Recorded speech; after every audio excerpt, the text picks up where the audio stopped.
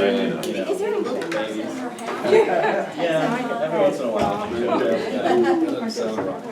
Something about that just isn't, it's not ringing true. Good morning. Okay, let's go ahead and get started. We're appreciating everyone being here today. We're welcoming the Tebow's back. I wrote Bonnie and Robert back on the first one as they traveled, but I put home at the end of it. No, thank you. So they travel home. So. And Linda Golzer is traveling today, and will be out this Sunday and next. She was with her mother in New Braunfels. That's where she just moved her last weekend, and she wanted to tell everybody that she missed you and be praying for her mom. But she seems to be doing very well on that particular one. And of course, we want to pray for Matt Dodrell as he preaches today, and his beautiful call. So yes, ma'am, go ahead. Just found this set of keys. Oh, that was mine. Oh. Dale, go. Thank you.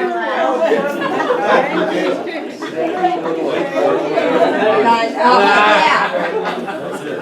Anybody else missing anything?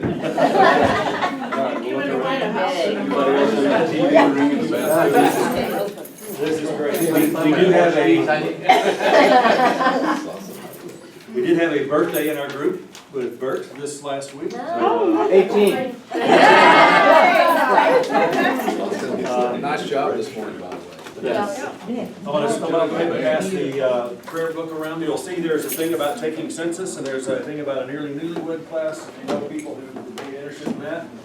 Let me tell you, we have a great announcement. If you'll see on page 8 of your ministry of your I won't say tapestry, but the order of worship booklet. The Pathways endowment from the Ball Foundation of $1 million to Wilshire, and that is incredible. That is awesome, and so many people to thank for that. And Gwen Morris certainly is one that's been helping lead money on that, and of course George. But that's a wonderful thing for the residency program. You'll notice some preschool ministry changes. Oh, sorry. Dennis notes that we are, looks like ahead of budget. Yes, we are. Top of the Yes. page there. Yeah. It's very You know, exciting. we can't be fooled with that. We can't be fooled that there are some people who give their annual budget January Oh, 1st. beginning of the year. So at least that's what they told us when I was on the finance committee at one time. So that we have to be careful with that, but that's wonderful news. That is wonderful news. But I don't know that it was ever that way last year. No. Maybe it's along those same lines, the Super Bowl Sunday, where we raised money for the Cornerstone, exceeded our $10,000. The 10,000, that's another great thing. That was wonderful to hear. That's wonderful news. Yeah. There are some preschool ministry changes. They're there, that you can see on page 8. There's a blood drive that's happening on February 23rd. And of course, the Bill O'Brien funeral service will be tomorrow at 1:30 in the sanctuary. Youth choir spaghetti luncheon, I'm quite frankly expecting sometime in here, you might get interrupted in it, but they're going to they want to come and tell all the departments about them. We invited them, we told them yes, they could do them, they could do it. We told them when it was best for us, between now and 10 till 5 till, but we'll see how their schedule works. So we'll see what happens. But anyway, that luncheon is March 1st. That's the Sunday that we are going to do a brunch with Court of Three. And I've got it here up on the board here. I'm going to see if they do erase. I'm going to see if they do not erase this time. But they're going to give us a list of what they need, because they do this about once a year with other classes. It's a way for them to get to know other people in the church. And we'll sign up to bring something. We'll have a short devotional from Charles Yarborough to keep us on track. He'll teach our lesson for that day in about 20 minutes. And then we will have a time, we may eat in one room and listen in the other room. We don't know how that's going to work yet. But right now, Mary Carver and the Yarboroughs are working that out. So we're their guests. So they said they would give us 2 weeks notice for things to bring. So if you're able, so they'll do that. So that'll be a fun thing. The adventure is going to Chicago and Mackinac Island. Farewell to Tiffany Wright and to Matt Dodrell. And like I say, we pray for him as he preaches in the next hour coming up. Say again? Tiffany Wright. And we will miss her. They'll still be members of the church, but she's going to be doing some other things. So I've got a noon meeting with Tiffany. It'll be our last one for us. It'll be a sad thing, but I'll be glad for her. Faith in 3D is going to happen on March 6th and 7th. That's on page 11, and a film screening will be on March 8th, and that's on page 11 also.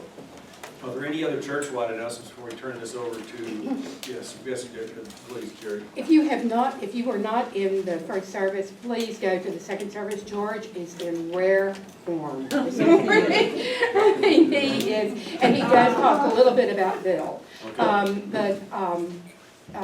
Yeah, it's a wonderful, wonderful sermon. Wonderful. That is great. That is wonderful. Thank you for being here today. Ray, we're happy you're back. We're feeling better. We're happy that the Keiths are back. This is good. Okay. It's all yours. All right. So y'all, I think we're setting a new record for all of us today at about 3 chapters. I think this is the shortest amount of material I've ever been asked to cover in this class. So that's pretty good. We go from the whole Old Testament to 3 chapters of the book of Genesis.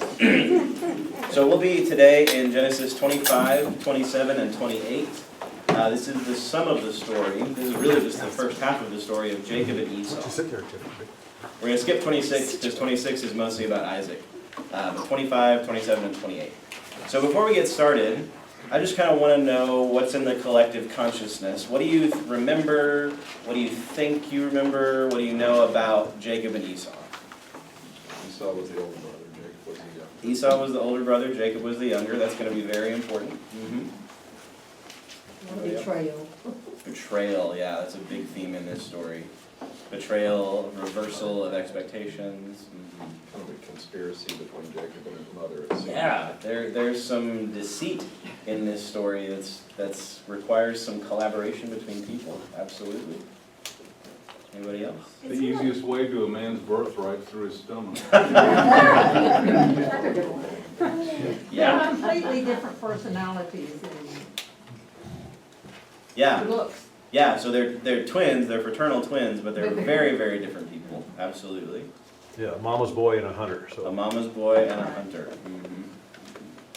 Anyone, I thought I heard, Patty, did you have No, I something? was gonna kind of say what Dennis said. It Okay. seemed like that, one of them was the father's favorite and one of them was the mother's Absolutely. favorite. So there's some- already some tension to begin There's some with. tension, there's a really fascinating family dynamic in all of this. I mean, the fact that HBO hasn't picked up the Bible to make like miniseries is incredible because there's more drama and violence and sex than Game of Thrones right here in the Bible. So, anybody else have any last sort of I feel first? like that your Old Testament as a whole should give you the history, how God from one family. Mhm. Yeah, so a big part of this story, Robert, you're exactly right, is we start with one family, the family of Abraham, and we're now into the 3rd generation of Abraham's family. And this is somehow going to ultimately bless the whole world. And so there's a really interesting dynamic to all of this, that how does one intimate little family drama then have implications for all of humanity? Has the book gone all the way around? Okay, good. All right, so we'll start in Genesis chapter 25, and we're actually going to have time to read some scripture today. This is wonderful. Verse 19. Could I have somebody volunteer, please, to read 25, 19 through 26? These are the descendants of Isaac, Abraham's son.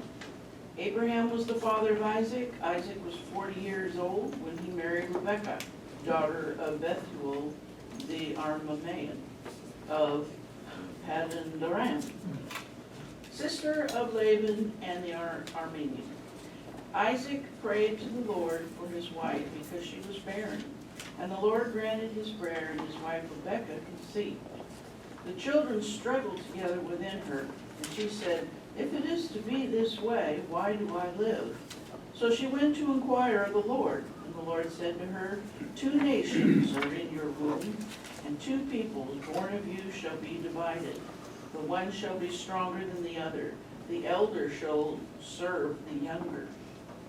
When her time to give birth was at hand, there were twins in her womb.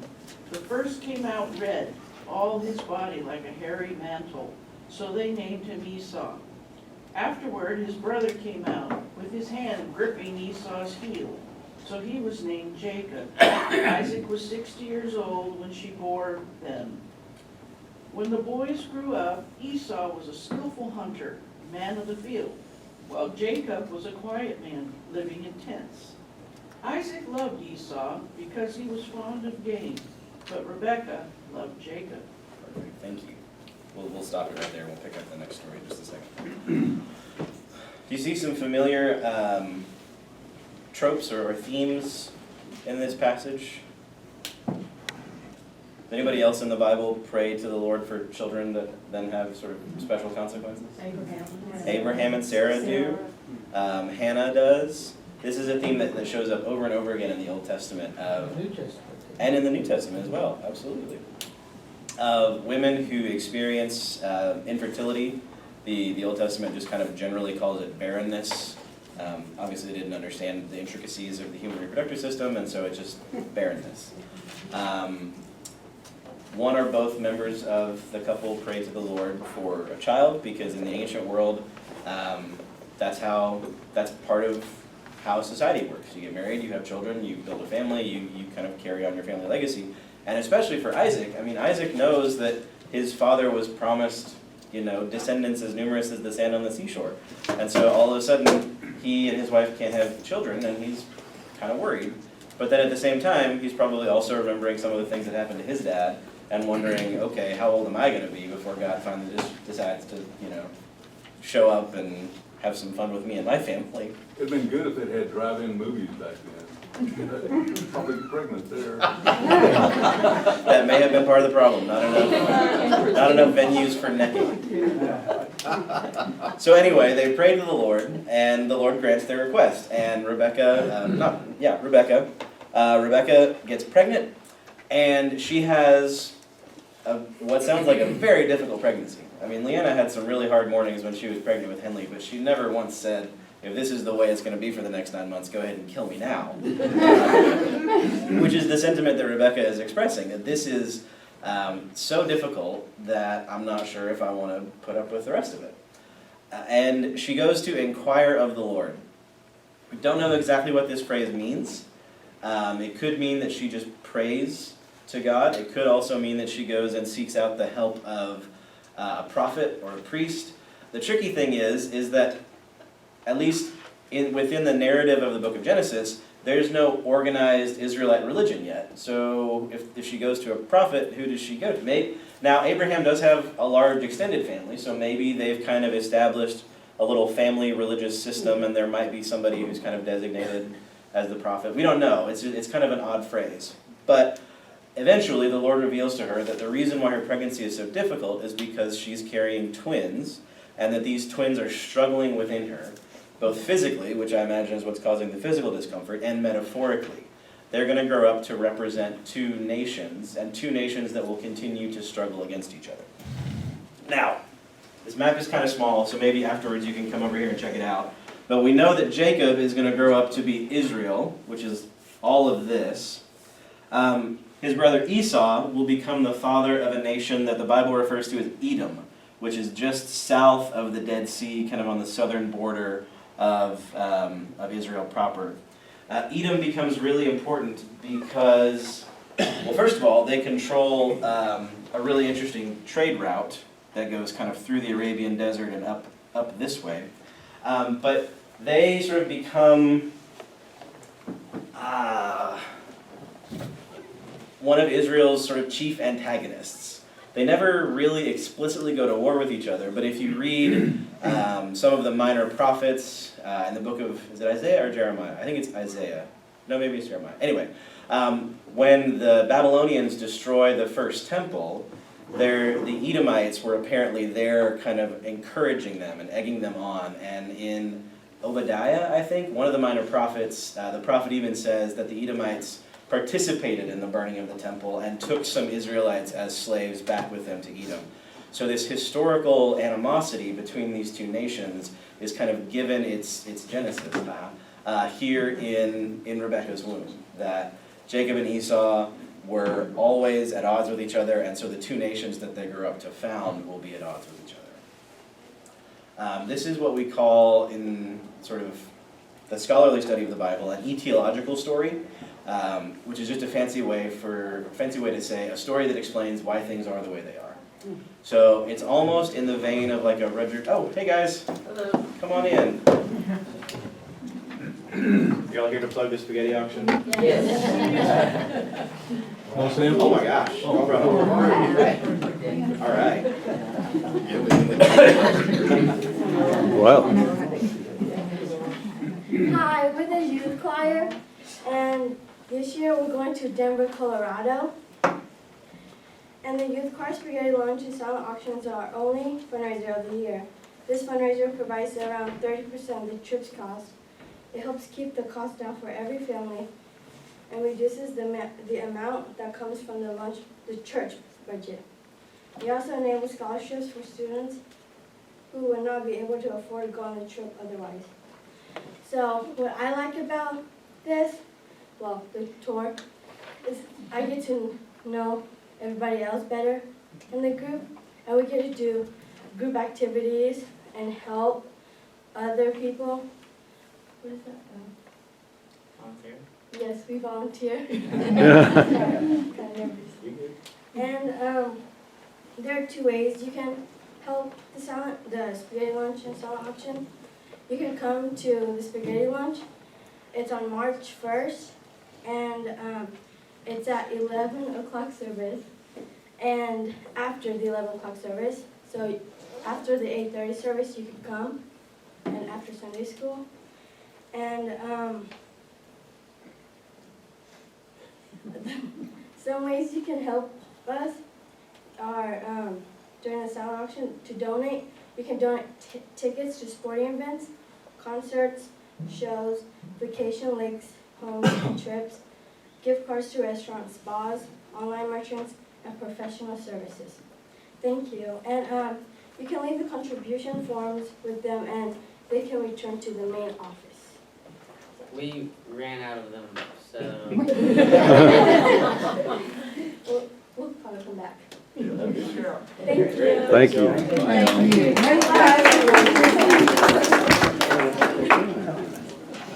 We'll probably get them when you find work.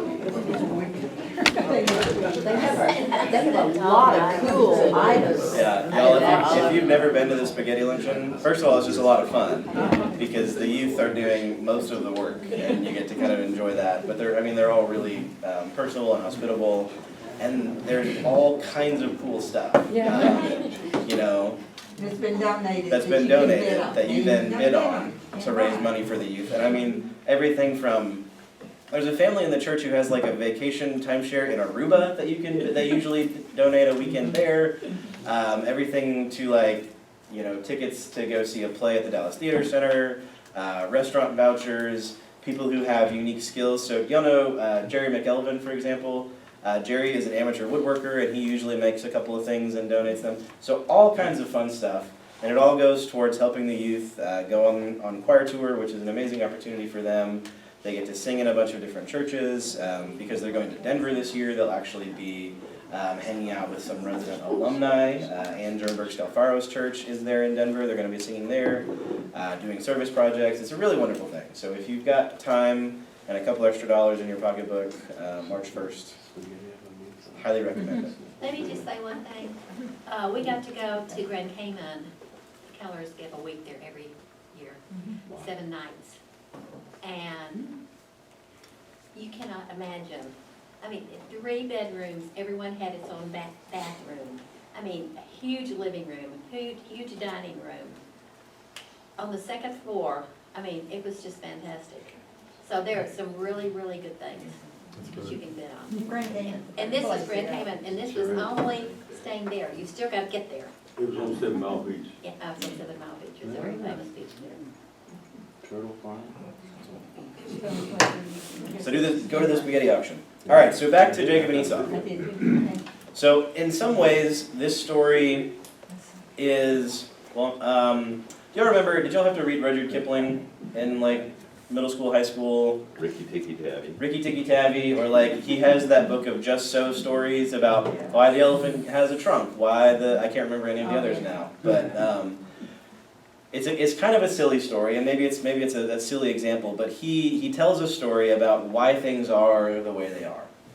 And that is at least part of what this story is about. Why is there animosity between Israel and Edom? Well, it goes all the way back to the 2 men who founded these 2 nations, there was animosity between them. Which is not to suggest that this story didn't happen, that somebody just made it up the way Rudyard Kipling made it up, made his stories up. But it is to suggest that maybe somebody kind of knew the story of Jacob and Esau, and then they kind of added a little bit of that, this is why things are the way they are, on top of that to kind of explain why there is this sort of traditional hatred between Israel and between Edom. The ultimate irony, by the way, being that eventually Edom comes to control Israel politically. So King Herod and his family are not ethnically Jewish, they're from Edom. And so when he and his family become the kings of Israel, Esau's descendants rule over Jacob's descendants in a really kind of ironic historical reversal of this whole story. But that's for a whole nother time. It's the first time I've ever heard of it. Anybody have any questions, by the way? And feel free at any point to pop in if you've got questions or comments or snide remarks. Just what you just said, I Yeah, never heard it is. that before. So how did that come to pass, that someone from Edom, did the Romans pick him? How did that happen? More or less. I can't remember all the exact details off the top of my head. Like I said, that would be a lesson for another time. But part of it is the boundaries in that region become kind of porous in the first century. And so there's some movement back and forth between Edom and Israel, and some Edomite families move into Israel. I think part of it too is also Herod's family were kind of in the elite of Edom, and then they intermarried with some Jewish elite and kind of got mixed in that way. Sort of like Germans, the King of England? Kind of like that, yeah. Wealthy families want to marry other wealthy, powerful families, and sometimes that means some really interesting dynastic things start happening. Like, yeah, you have somebody who is ethnically German, the King of England during both World Wars. So, fun times. Is there any hidden meaning or anything to the fact that he came out holding Esau's heel? Yeah, that's a great question, Carrie. What do y'all think? It's not necessarily all that hidden, is it? No. So somebody make it explicit, just for the sake of everybody else. Why is it important that Jacob comes out grasping the heel? Well, Jacob's name apparently means he takes by the heel, or he supplants. Right. According to the notes. Yes, you're absolutely right. Yaakov in Hebrew is related to the noun for heel, and in Hebrew, grasping at the heel is a euphemism for deception or trickery. Okay. So his name literally means somebody who is tricky, and later on, Esau will literally say, when he finds out that Jacob and Rebekah have conspired to steal the blessing, he will literally say, my brother has supplanted me, which is the verb that is kind of right there in his name. So it's all about the striving between the two of them, about, Esau comes out first, but Jacob is holding on, almost like he's trying to pull his brother back in so that he can come out first. Then he spends his whole life trying to Yeah, be he spends his firstborn, whole right? life trying to be firstborn, absolutely. And then Esau's name is not quite as creative as Jacob's. Esau in Hebrew is related to the noun or the adjective hairy. So he came out hairy and they named him Harry, which would be like if you had a child today who came out H-A-A-I-R-Y and you named him H-A-R-R-Y. Harry. It's kind of it's a pun, but it's not a very good pun. Interestingly, in Arabic, which is linguistically related to Hebrew, they're both Semitic languages, the same noun sounds an awful lot like Seir, S-E-I-R, which is the sort of regional name for the area south of Israel. So Esau settles in Seir. So both in Hebrew and in Arabic, there's kind of a double meaning to his name, which is kind of interesting. So they're born when Isaac is 60 years old. We don't know how old Rebekah is because, unfortunately, the Hebrew Bible was written by men, and they tend not to be interested in these kinds of things. Or maybe they're just being polite. You never know. And we get this brief little narrative of they grew up.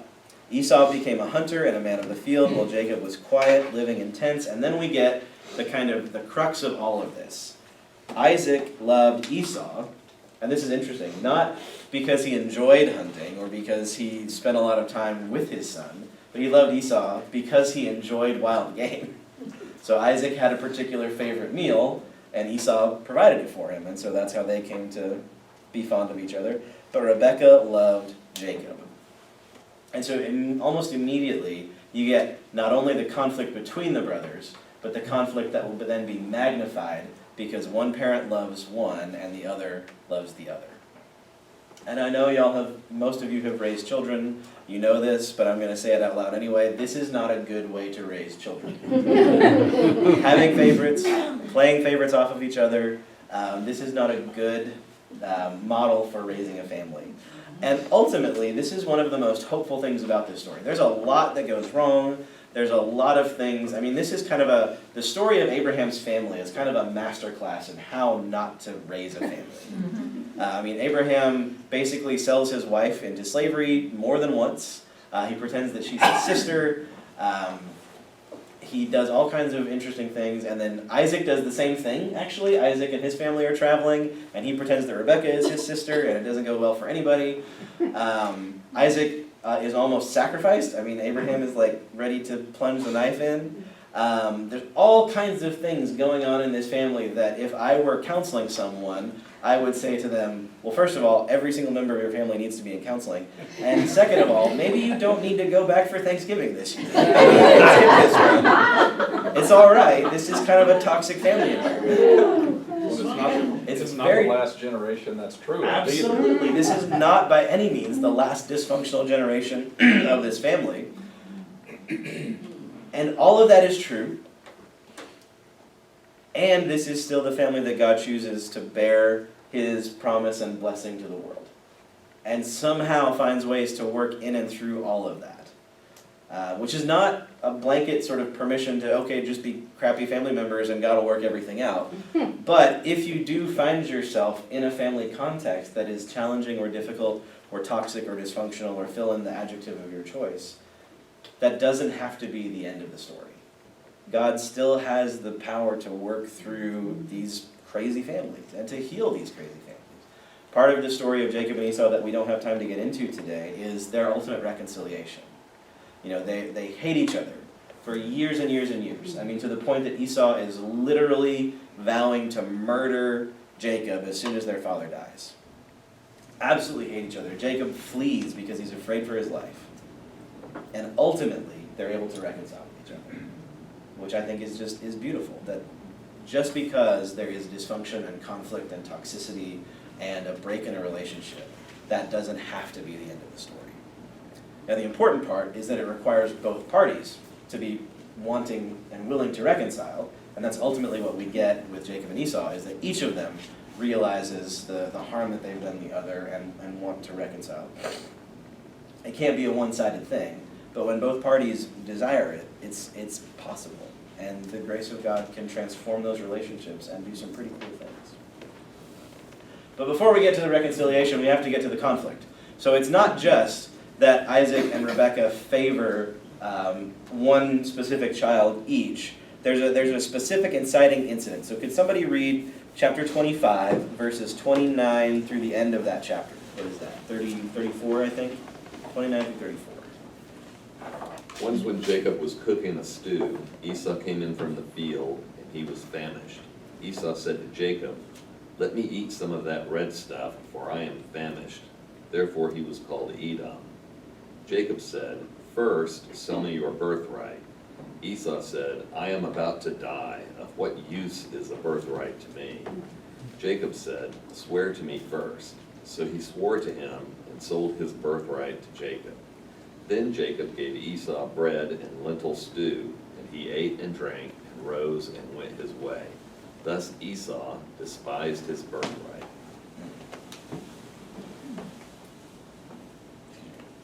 So to those of us who live in the 21st century where wills decide these kinds of things, this story can, on the face of it, seem kind of silly. Like, okay, Jacob wants the birthright. Okay, so Isaac is going to give him a special blessing when he dies, and that'll be it. But this is a really, really big deal. In Israelite society, the firstborn son gets a double portion of the physical inheritance. So there's two children. The estate would be divided into thirds, and the oldest son would get 2/3, and the youngest son would get 1/3. And it would continue on that way if there were more children there's not more male children in Isaac's family at this point. So what Jacob is actually asking for is a reversal of their material fortune. We know that Abraham's family was very wealthy, so neither of them was going to do poorly for themselves. And in fact, we later learn that even though Esau gets the smaller portion, he becomes fabulously wealthy. But it's still indicative of this kind of favor that Jacob is always looking for. So he's going to get but he's also going to get not just that double share of the inheritance, he's also going to become the very real and spiritual and sort of judicial, he's going to become the head of their family in every possible way that you can imagine. And remember, this is not a small family. The nuclear family is very small. You've got Isaac, Rebekah, Jacob, and Esau. But the extended family of Abraham is huge, and their household is huge. I mean, if you remember back a couple of chapters, I don't know if y'all had the chance to talk about this, Abraham has enough people in his family to basically put together a private army to go and rescue his nephew, Lot, when Lot gets himself in trouble. So between cousins and uncles, and probably slaves, unfortunately, and all kinds of members of the household, Isaac is in charge of, and Jacob will inherit a very large, basically a corporation that he would then kind of become in charge of. And because we're talking about the family of Abraham, he would be also the kind of inheritor and really guarantor of the promise that God made to Abraham, that you will become a mighty nation, and that I will bless you, and that you will have descendants as numerous as the sands on the seashore. Youngest sons don't always get to participate in that blessing. Sometimes they do, and we'll see this with Jacob's sons, actually. All 10, ultimately, of Jacob's sons, and 2 of Joseph's sons, get to participate in the blessing by becoming the nation of Israel, but not always. And so what Jacob is asking for is huge. He's basically saying, step out of the line of secession for our little kingdom. I want to be in charge. And Esau says, okay. Possibly because they're young men and he doesn't fully understand the implications of all of this. In later Jewish tradition, the rabbis say that they were about 15 years old when this happened. So maybe Esau doesn't fully understand what he's doing. Or maybe this is our first hint that Esau probably wasn't the best person to inherit the promises in the first place, because he's rash and impulsive and is willing to negotiate such an incredible deal for the sake of a bowl of stew and a piece of bread. What's even more interesting is the rabbis comment on this and they dig into things a little bit deeper. And in later Jewish tradition, lentil stew is a meal that you eat when you're mourning. And so there are some rabbis who say this happened when their grandfather Abraham died. And Jacob is making lentil stew to feed to his father Isaac, who is in mourning. And so Jacob is in fact perhaps taking advantage of the emotional distress of his entire family by saying, well, I know that Esau's not in his right mind, he's sad that grandpa died, now's my chance to sort of claim the birthright. So you can read it in a couple of different ways. One that really makes Isaac kind of, not just a trickster, but kind of a jerk. Or one that says, no, this is probably the way things should have worked out anyway, because Esau wasn't a very thoughtful, sort of patient, insightful person. And honestly, it's kind of a 6 of one, half dozen of the other kind of a question. But the really fascinating thing in all of this is when you start to think about Esau's character, and you start to wonder, did Esau sort of lose his ability to get the birthright because he was not a great person? Or did he lose the birthright and then we had to make him a bad person in order to justify the losing of the birthright? And again, it's kind of a chicken and the egg question. I don't have a clear answer to that. But it should at the very least make us a little cautious when we sort of look back at people's legacies and think, well, are they this way because of something they were told in childhood? Or did we have to kind of reinterpret their story because they made some bad decisions along the way? I really ultimately don't know. I had never, that part where you talk about Rebecca, like, saying that she wants to die when she's pregnant. I had never noticed that before, but then, immediately afterward, Esau is, like, so dramatic that he's gonna die because he's hungry. Right. It's that kind of element of drama that Right. apparently runs in the family there a little bit, you know? Yeah, absolutely. This, by the way, is the origin. It's not in the NRSV, which makes me sad. You know the phrase "mess of pottage"? You sold something really valuable for a mess of pottage. That comes from this story, because in the King James, what Jacob is cooking is a mess of pottage, which is a really weird way to say stew, but you know, in the 16th century, or yeah, 16th century, 17th century, they had some phrases that we don't use anymore. But if you ever hear somebody say that, or if somebody ever accuses you of selling something really valuable for a mess of pottage, now you know where that phrase comes from, and you also know that they're probably calling you kind of stupid, so maybe listen to that person, or don't listen to that person, depending on how you view the situation. This is also where Esau gets his nickname Edom, which links him very explicitly to this rival nation. Edom in Hebrew means red, and so because poor Esau, he kind of gets the short end of the stick on nicknames, right? Like Jacob is the one who supplants by the heel the trickster, and Esau is, oh, that guy's hairy, we're going to call him hairy. That guy eats red stuff, we're going to call him red, which is what Edom literally means. So he gets the short end of the stick on the nicknames, which again goes back to the chicken and the egg question. Maybe Esau was kind of grumpy all the time because people called him kind of mean things a little bit. I don't know. But for those who are reading this story in the original context and they haven't already picked up on, oh yeah, Jacob, Esau, Israel, Edom, all of a sudden the author of Genesis is like putting it right in your face. Look, these two people are going to become Israel and Edom. We need to pay attention to this. So this is kind of the inciting incident. This is the conflict that spurs the rest of their relationship. We're going to skip chapter 26 because it's mostly about Isaac and about another king in the region. But one thing does happen in chapter 26 that has a bearing on our story, which is right at the end. This is 26 verse 34 and 35. When Esau was 40 years old, he married Judith, the daughter of Beeri the Hittite, and Basemath, the daughter of Elon the Hittite, and they made life bitter for Isaac and Rebekah. So Esau takes foreign wives for himself, and I hate that phrase, but that's how the Bible sort of says it. In the ancient world, especially in Abraham's family, marrying within your family group is something that is really, really valuable. They didn't understand genetics. They didn't understand that when you do that, you also increase the risk of genetic mutation and things like that. They were concerned about family lineage, about keeping property within the family, and about keeping the family unit together. So think back to Abraham. Abraham marries his half-sister, I think. I think Sarah is his half-sister. I think that's right. And then Isaac marries his first or second cousin, and Jacob is going to go on to marry his own first cousin, the daughter of his mother's brother. Yeah, first cousin. No wonder they don't publicize that.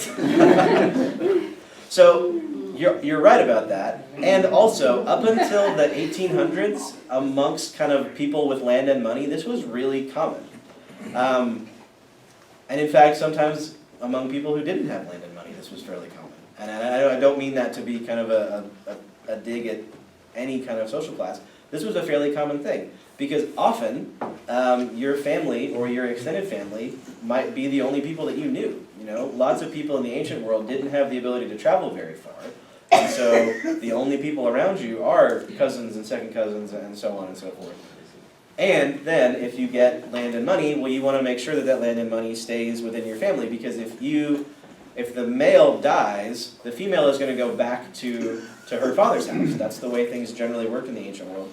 So if she dies, or if he dies rather, she takes the kids and most of the property, all the property that's movable, and she goes back to her father. Well, what does that mean for, you know, the man's family, which, remember, in a patriarchal society like ancient Israelite society, is the primary concern. Property is transmitted through the male line. Well, that's a big problem. But if you make it so that the man marries somebody to whom he is related, well, then that property stays within the larger family group, even if it's not necessarily under control of the grandfather. So, Esau doesn't do that. And it seems like he goes out of his way, in fact, to do something that he knows is going to annoy his parents. which is not a good thing to do to your parents. I'm sort of speaking that into the ether in hopes that my daughter will understand that. But he marries two Hittite women. And this is something, by the way, that Abraham had sort of explicitly commanded his family. They're living in what they call Canaan, the region. They're in the very south part of Israel right now. And Abraham said, don't marry the women of this land because they worship foreign gods. They'll lead you astray. They'll do all the kinds of horrible things that the Bible often says that women will do. Go back to where our family comes from and marry women from our family, which is what Isaac does, which is what Jacob is going to do. But Esau says, no, I'm not going to do that. I'm going to marry some local women. And there's this interesting phrase, it made life bitter for Isaac and Rebekah.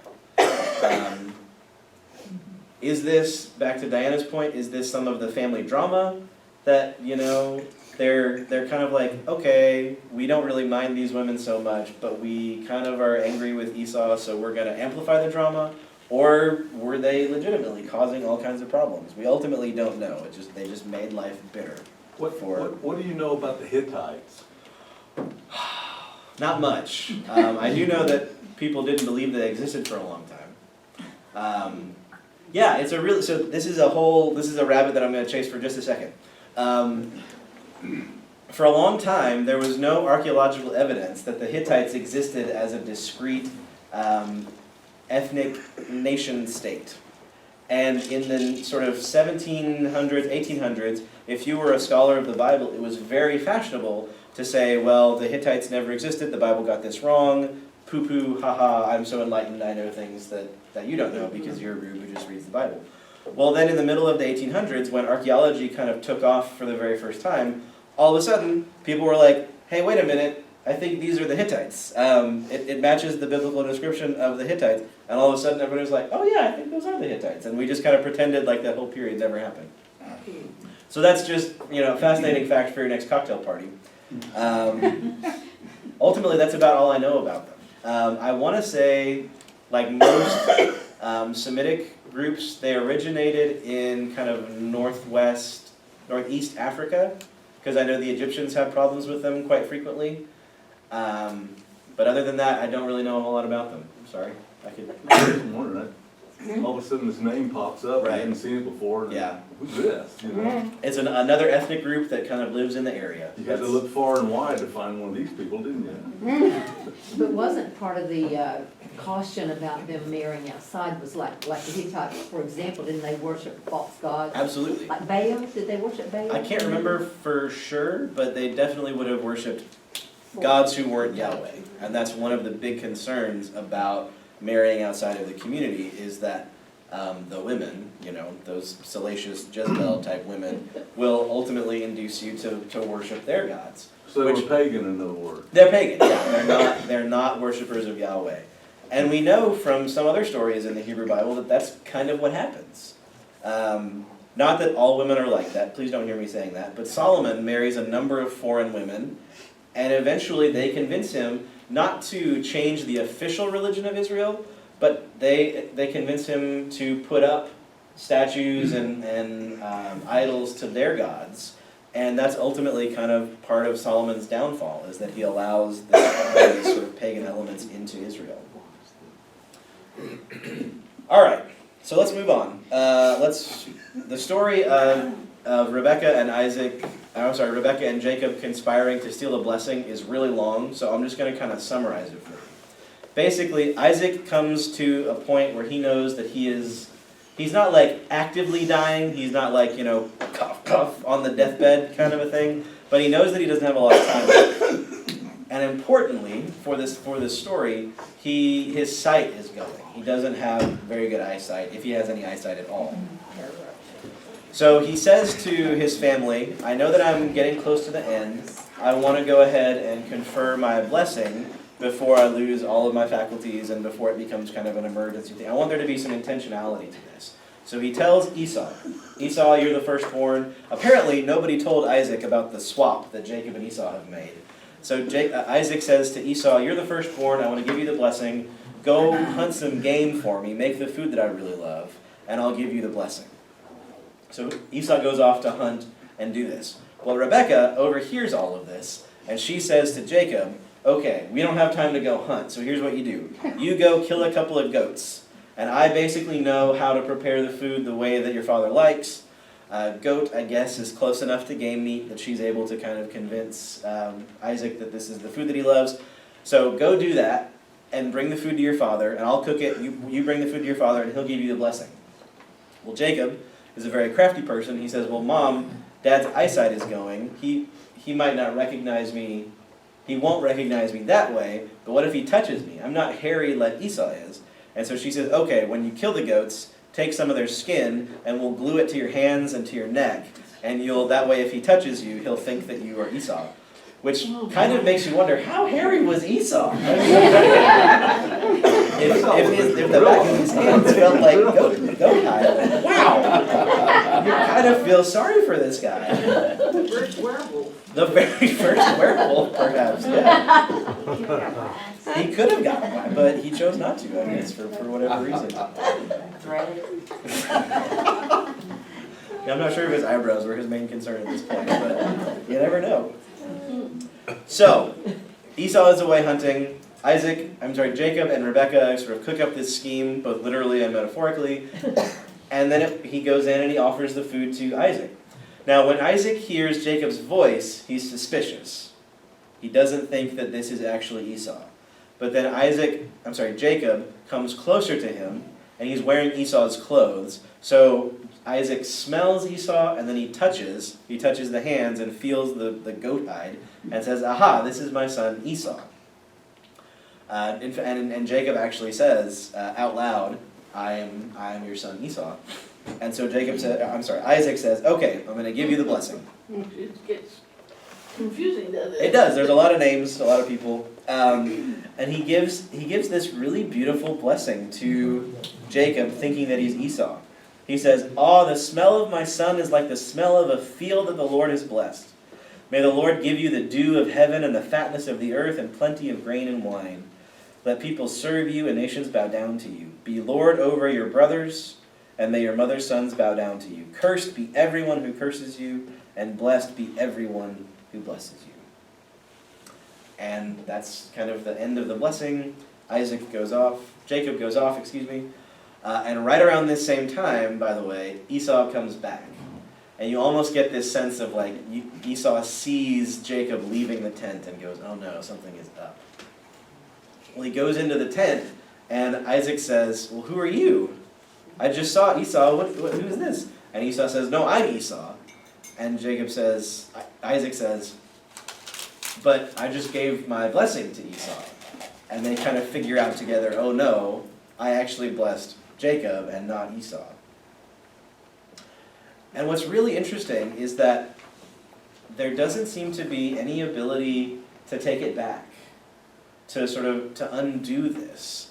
There's almost a kind of sacramental quality to this, that once Isaac has offered this blessing to Jacob, it has sort of transformed Jacob in such a way that he can't undo it, he can't take it back. And it's this really heartbreaking scene where Esau is kind of pleading with his father, please, don't you have another blessing? Isn't there anything that we can do? Yeah, Dennis? I thought it was true that among the Hebrew people, that if any spoken word was out, and once it was said, it couldn't be taken back. You could try to make amends or, hedge around it or whatever, but once that spoken word was out, that was it. That was fact. Yeah, I think you're right about that. I think that the spoken word has a lot of power in Israelite sort of culture.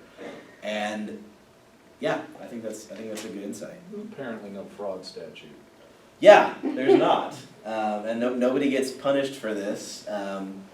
Because you would at least think, well, okay, if you're Isaac, you could say, well, all right, Jacob can still be in charge of all this, but I've got to find a way to somehow rectify this. He never punishes he never punishes Jacob. If he ever finds out about Rebekah's role in the deception, he never punishes her either. All that really happens is to Esau. And he's eventually able to kind of pull himself together, and he does offer a blessing to Esau as well. He says, see, away from the fatness of the earth shall your home be, and away from the dew of heaven on high. By your sword you shall live, and you shall serve your brother.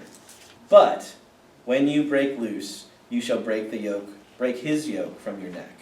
So Isaac recognizes that there's power in the blessing that he's given to his son Isaac, Jacob. But he says to Esau, I can give you a blessing too, and ultimately my blessing will be that even though you will have to serve your brother and live in harsh conditions, one day you will break free from his yoke. You'll be able to do your own thing, which is ultimately what happens. He goes on and he founds his own nation. Esau never remembered that he had sold his birthright. It seems that way, yeah. It seems like he's forgotten about it. It's never a part. It's not a part of this story. So again, this is that question of, and I think honestly, part of what these collections of stories is trying to do is caution us against the idea that these things should be transmitted dynastically, right? And we can all think of examples from history of people who became king and probably shouldn't have been king. Or people who abdicated the throne. So think of King George VII, when he wanted to marry an American woman and he wound up abdicating the throne. Oh, and by the way, we found out later that he was a Nazi collaborator. So maybe it was a good thing that he didn't become the King of England and that his brother was forced to kind of take over. I think part of what Genesis is trying to say is, yes, this happened in the context of a family, but also maybe it shouldn't always happen in the context of a family. Sometimes the firstborn son is not the right choice. Sometimes we need to make room for somebody else who fits better what God is after. And in fact, this is a theme that shows up over and over and over again in the Hebrew Bible. God kind of takes special pleasure almost in upending these human systems that we have. We say, the first one is the most important. And God says, well, sometimes, yeah, but not always. Like Jacob, Joseph, David. All of these sort of heroes of the Hebrew Bible, and very few of them are firstborn children. God kind of enjoys sort of flipping the script on all of this and saying, wait a minute, let's really investigate this. Was Isaac second to Ishmael? Yes. Isaac is complicated because Isaac is the firstborn son of Abraham and Sarah together, but yes, Ishmael is Abraham's firstborn son, which throws a wrench in that whole thing, which is part of the reason why Sarah hated Ishmael. And by the way, guess what Esau is going to do when things get rough in his family? He's going to go hang out with Ishmael. He's going to go to his uncle, who is kind of, and I hate this phrase, but the black sheep of the family, and he's going to go hang out with him, and he ultimately winds up marrying one of Ishmael's daughters, kind of that family connection again. But yeah, that whole narrative only enhances the drama of what's going on with Jacob and Isaac, with Isaac and Jacob and Esau. Aren't we fortunate that George Washington did not have any children? Good president. Yeah, or at the very least fortunate that he decided that he wasn't going to be a king, that we were going to have the peaceful transfer of power amongst elected officials rather than dynasties. Although you look at some of the people who are in politics today and you wonder if we don't have some semblance of a dynastic system.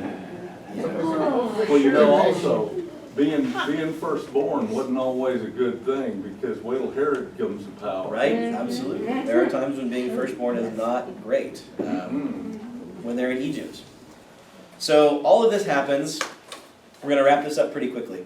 All of this happens, and Esau says, the moment my father dies, I'm going to murder my brother. He says it out loud, apparently in front of God and everybody. And Rebekah says, well, I don't want that to happen. So she goes to Isaac, and she says to Isaac, well, we know that Esau married these foreign women. We don't want Jacob to marry foreign women also, so let's send him back to my brother so that he can find wives there and take care of himself in that way.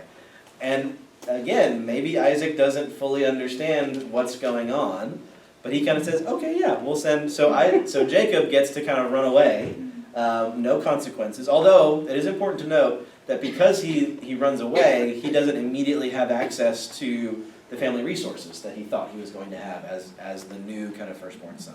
So he does have to deal with that. So he runs away to Rebekah's brother, a man named Laban, and you probably remember some of this story. He falls in love. This is actually one of the most, probably the only romantic story in the whole Hebrew Bible. He falls in love with a woman named Rachel, who is his cousin, his first cousin, and his uncle says to him, well, if you want to marry her, you have to work for me for 7 years. And the Bible literally says, his love for her was so great that working for 7 years seemed to him but a day.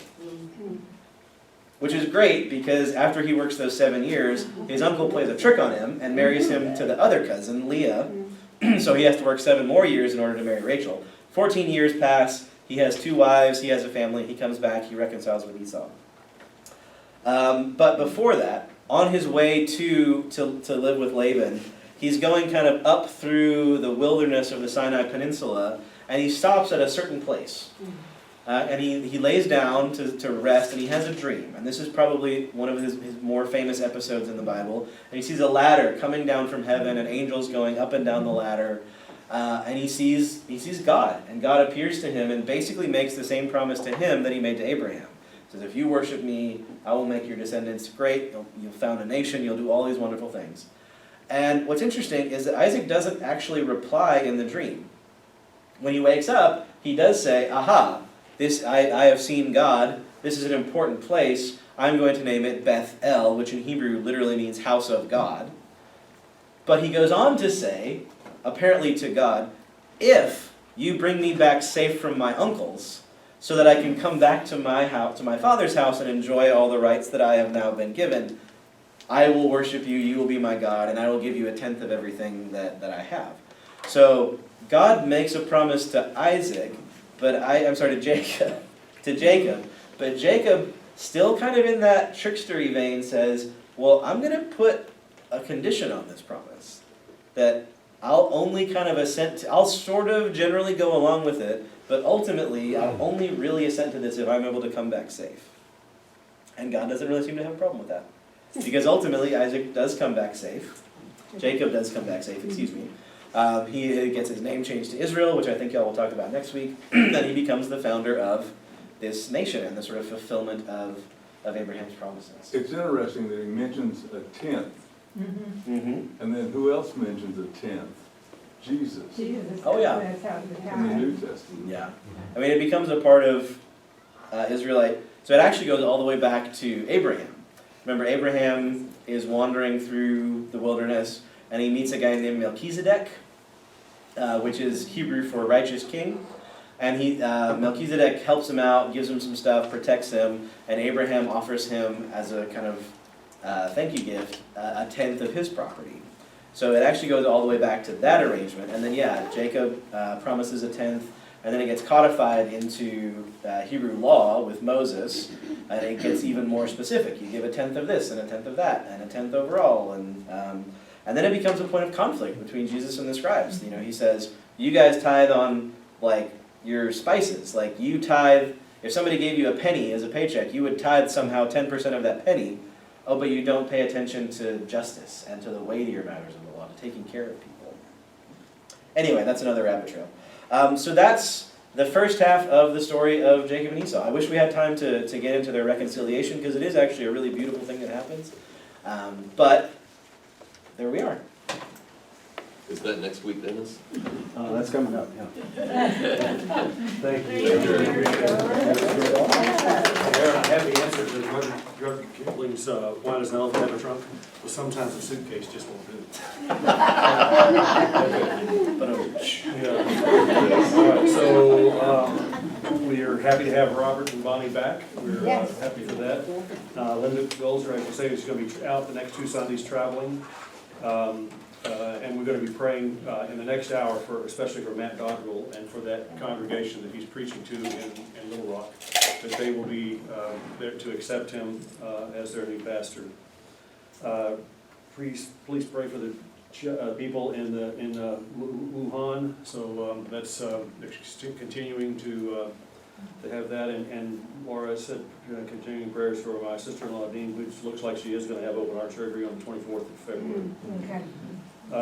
Anyway, any other prayer requests that we have this morning? If not, let's pray. And Aaron, thank you very much for your lesson. Dear Heavenly Father, we thank you for this day and a time that we can come and listen to a lesson about people who were not necessarily the ones that humans might have thought would become the leader, but who you picked to be the leader. Father, we thank you for a time to read your scripture and to try to study your word and understand what you have for our lives.